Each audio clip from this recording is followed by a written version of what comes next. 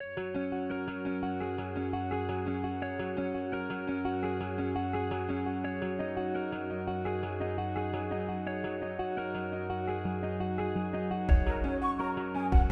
हुए पित्त के लिए क्या घरेलू उपचार हम कर सकते हैं और कुछ आयुर्वेदिक ट्रीटमेंट के बारे में हम इस वीडियो में जानेंगे। तो ये वीडियो आपके काम का है, आखिर तक बनिए रहिए। अगर आपको ये वीडियो, ये जानकारी अच्छी लगती है तो इसे लाइक कर दीजिए। अपने परिवार के साथ, मित्रजनों के साथ आप इसे शेयर भी कर सकते हैं।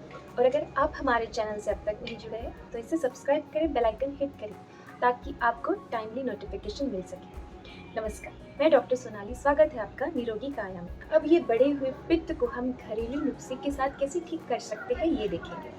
अब हमने देखा कि पित्त बढ़ाने वाले 3 मुख्य स्वाद है, जैसे हम बहुत ज़्यादा तीखा खाते हैं, बहुत ज़्यादा खट्टा खाते हैं या फिर बहुत ज़्यादा नमकीन यानी सॉल्टी चीज़ खाते हैं। इसके वजह से पित्त डेफिनेटली बढ़ता है।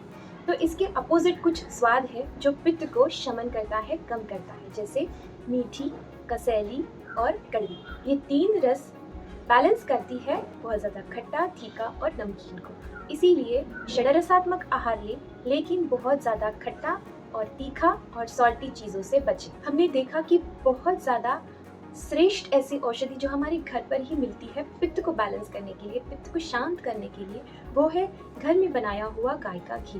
तो ये पित्त को बैलेंस करने के लिए बहुत अच्छा घरेलू नुस्खा है। आप इसे ज़रूर यूज़ कीजिएगा। सुबह शाम अपने खाने में इसका 2-2 चम्मच यूज़ करें या फिर आप ऑयल की जगह छौंका लगाने के लिए घी का इस्तेमाल कर सकते हैं। जो लोग पित्तवात या फिर वात पित्त प्रकृति के हैं वे लोग भैंस का घी भी इस्तेमाल कर सकते हैं। जो कफ प्रकृति के लोग हैं वे गाय का ही घी इस्तेमाल करें। गाय के घी से कोलेस्ट्रॉल कभी नहीं बढ़ता, भैंस के घी से कोलेस्ट्रॉल ज़रूर बढ़ता है। घी पर एक डिटेल वीडियो है, आप इसे ज़रूर चेक कीजिएगा। आयुर्वेद शास्त्र ने ऋतुचर्या, दिनचर्या, रात्रिचर्या ये बता के रखे हैं कि किस समय किस तरह का व्यवहार करें, किस तरह का खान पान रखें ताकि शरीर में कोई दोष ना बढ़े। तो ऋतु के अनुसार खान पान ज़रूर रखें, अपने अग्नि का बल देखकर खान पान ज़रूर रखें। तो जैसे सितंबर अक्टूबर में स्वभावतः पित्त बढ़ता है, तो ऐसे समय पर आप पित्त को कम करने वाली जो स्वाद है, जो घी है, ऐसे पदार्थ का सेवन करें। और जो पित्त को बढ़ाने वाले पदार्थ है, ऐसी चीज़ों से आप उसे ज़रूर बचें। इस 21st सेंचुरी में हर देश का खाना आपको चुटकियों में मिल जाता है, लेकिन अगर आप चाहते कि आपका पित्त ना बढ़े, आप स्वस्थ रहे, तो हमेशा ट्रेडिशनल फूड ही खाएं। पारंपरिक खाना हमारे स्वास्थ्य के लिए अच्छा होता है, हमारे अग्नि को उस खाने की आदत होती है जिस वजह से उसे वो ठीक से डाइजेस्ट कर पाता है। लेकिन अगर हम देश विरुद्ध, काल विरुद्ध ऐसा खाना खाते हैं तो वो हमारे शरीर के लिए नुकसान कर है। जो दूसरे देश का या फिर स्टेट का जो खाना होता है वो हैवी टू डाइजेस्ट होता है, और जो पारंपरिक अपने एनवायरनमेंट में बना हुआ जो अन्न पदार्थ होते हैं वो इजी टू डाइजेस्ट होते हैं। इसीलिए ट्रेडिशनल पारंपरिक खान पान का चयन करें। अग्नि के अनुसार खान पान लें। अगर आपको लगता है कि आपको भूख नहीं है, उस समय आप कभी खाना ना लें या फिर बहुत ही ज़्यादा लाइट टू डाइजेस्ट ऐसा आहार लें। सबसे बेस्ट ऑप्शन है तब लंघन करना, कुछ नहीं खाना। अगर आपको भूख लगती है तो बहुत सारे ऑप्शन है, जब आपको भूख लगे तब आप उसका सेवन कर सकते हैं। लेकिन जब आप डायलेमा में हो कि आपको भूख लगी है नहीं लगी है, यानी अग्नि अच्छी है या नहीं है, तब आप बिल्कुल खाना ना लें, उपवास करें, लंघन करें, क्योंकि लंघनम परम औषधम। आयुर्वेद शास्त्र कहता है कि लंघन सर्वश्रेष्ठ एक औषधि है। प्रकृति के अनुसार खान पान लें। अगर आप चाहते हैं कि आपके शरीर में पित्त बैलेंस्ड रहे तो हमेशा प्रकृति के अनुसार खान पान लें। अगर आप वात पित्त प्रकृति के इंसान हैं तो आप तीक्ष्ण, उष्ण, बहुत ज़्यादा ऑयली ऐसे या फिर सॉल्टी खाने से बचें, क्योंकि ये पित्त को बढ़ाने में साधर्म यानी बढ़ाने में मदद करती है। इसीलिए ऐसे खाने से बचें। शरीर में बढ़े हुए पित्त को कम करने के लिए बहुत सारे मेडिसिन अवेलेबल हैं, लेकिन आपको जो ये मॉडर्न मेडिसिन की जो दवाई है वो आपको थोड़े देर तक राहत देगी, लेकिन वो आपके लिए नुकसानकर है, क्योंकि वो सिर्फ आपके पित्त को दबा रही है, लेकिन वो जो दबा हुआ पित्त है वो कहीं और जाकर नुकसान करेगा।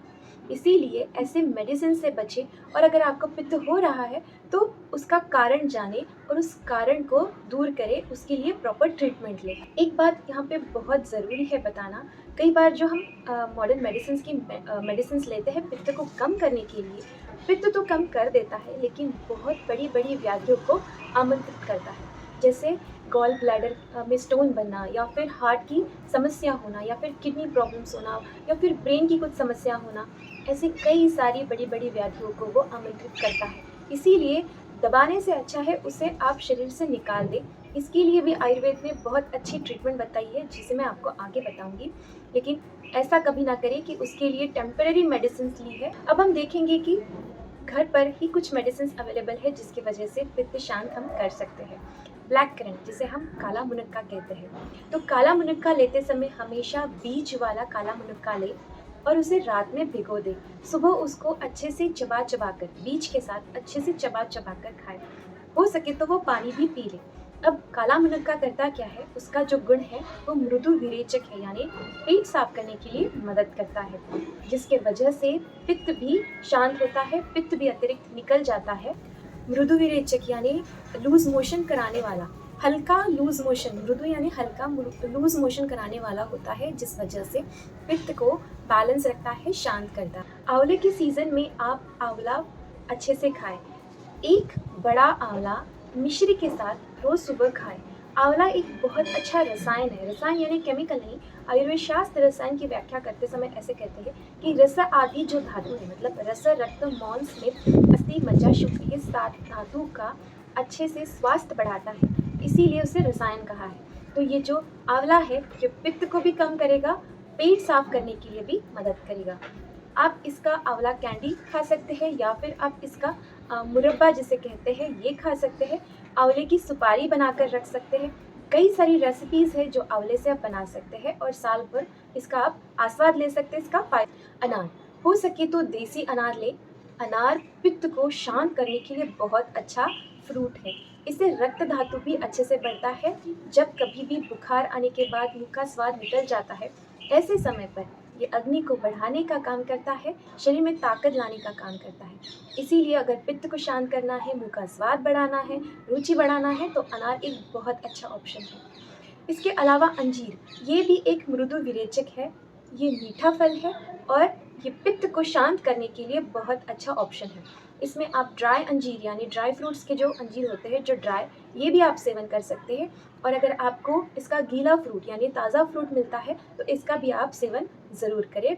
शतावरी 100 मूली होती है, इसीलिए इसका नाम शतावरी रखा है। तो शतावरी का चूर्ण आप मिश्री के साथ दूध में मिलाकर ले, इससे बहुत अच्छे से पित्त को शांत करने में मदद होती है। इसके अलावा ये रसायन है, यानी आपके सप्त धातु को अच्छे से बल देता है, शरीर की ताकत बढ़ाता है। तो इसीलिए पित्त शांत करने के लिए ये भी एक बहुत अच्छी औषधि है।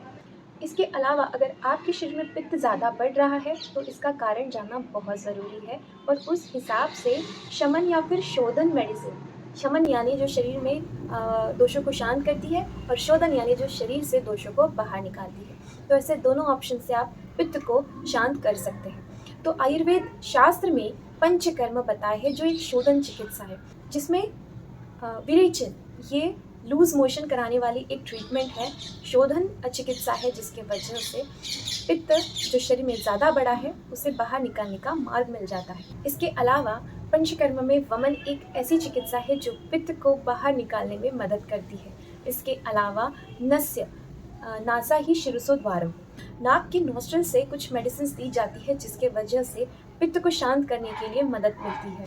कई बार सुगंधी पुष्पों का यानी फूलों का सुगंध लेने पर भी पित्त शांत करने की एक बहुत अच्छी चिकित्सा आयुर्वेद में बताई है। तो ये भी एक नस्य का ही प्रकार है, क्योंकि नाक से ही सुगंध ली जाती है और पित्त को शांत करने का मार्ग मिल जाता है। इसके अलावा कुछ ऐसे व्यायाम आयुर्वेद में बताए हैं जिसके वजह से कोष्ठ यानी इंटेस्टिनल मूवमेंट ठीक से होगी, यानी सेंट्रल बॉडी की जो मूवमेंट है अंदर की, वो ठीक से होगी, जिस वजह से अग्नि का बल बढ़ेगा, और अग्नि का बल बढ़ने की वजह से जो भी खाना खाते हैं उसका डाइजेशन ठीक से होगा, जिस वजह से पित्त कम करने के लिए वो मदद करती है। तो इसमें सबसे अच्छा व्यायाम है जो खाना खाने के बाद अक्सर किया जाता है, उसका नाम है वज्रासन। तो खाना खाने के बाद आप वज्रासन में बैठे, जिस वजह से खाने का ठीक से पाचन होगा और पित्त नहीं बढ़ाएगा। प्राणायाम में आप अनुलोम विलोम, शीतली और शीतकारी जैसे प्राणायाम करके आप जो इंटरनल पित्त बढ़ा है उसे शांत करने में मदद मिलती है। इसके अलावा अगर स्ट्रेस, टेंशन, एंजाइटी की वजह से पित्त बढ़ रहा है तो इसके लिए मेडिटेशन ये बहुत अच्छा उपाय है। मेडिटेशन से स्ट्रेस, टेंशन कम होगा, जिसकी वजह से पित्त भी नहीं बढ़ेगा और पित्त जो बढ़ा है वो कम होने में मदद मिलेगी। तो आशा करती हूँ आपको आज की ये जानकारी बहुत उपयोगी लगी है। अगर हाँ तो इसे जल्दी से लाइक कर दीजिए, अपने फ्रेंड्स के साथ इसे शेयर कीजिएगा। अगर आप चैनल से नहीं जुड़े हैं तो इसे सब्सक्राइब कीजिए। मिलते हैं नई वीडियो के साथ, नई जानकारी के साथ। नमस्कार।